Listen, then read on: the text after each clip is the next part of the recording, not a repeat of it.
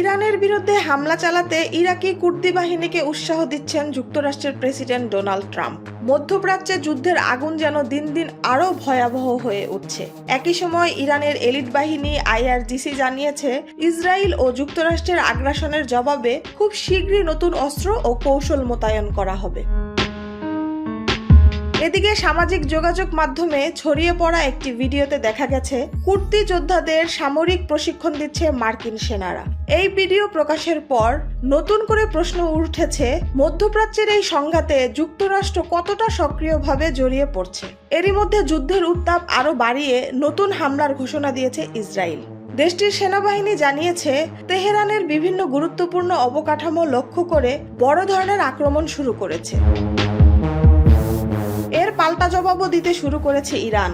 উপসাগরীয় অঞ্চলের বিভিন্ন শহরে পাল্টা হামলা চালিয়েছে তেহরান। কাতার কর্তৃপক্ষ জানিয়েছে, রাতের আধারে ইরান ড্রোন হামলা চালিয়েছে মার্কিন সামরিক ঘাঁটিতে। এটি মধ্যপ্রাচ্যে যুক্তরাষ্ট্রের সবচেয়ে বড় ঘাঁটি হিসেবে পরিচিত। তবে এই হামলায় এখন পর্যন্ত কোনো হতাহতের খবর পাওয়া যায়নি।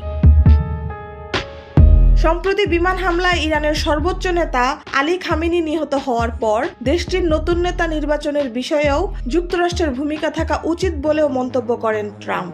অন্যদিকে যুক্তরাষ্ট্রের প্রতিরক্ষা মন্ত্রী দাবি করেছেন, যুক্তরাষ্ট্র ইরানে যুদ্ধ বিস্তৃত করতে চায় না। তাদের মূল লক্ষ্য ইরানের ব্যালিস্টিক ক্ষেপণাস্ত্র সক্ষমতা ধ্বংস করা এবং দেশটিকে পারমাণবিক অস্ত্র তৈরির পক্ষ থেকে থামানো।